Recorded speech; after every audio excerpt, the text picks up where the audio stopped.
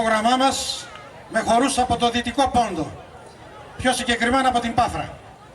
Ενότητα δύο χωρών βασίζεται στο χορό Σαρίκους και Σαρίκους Ατλαμασί.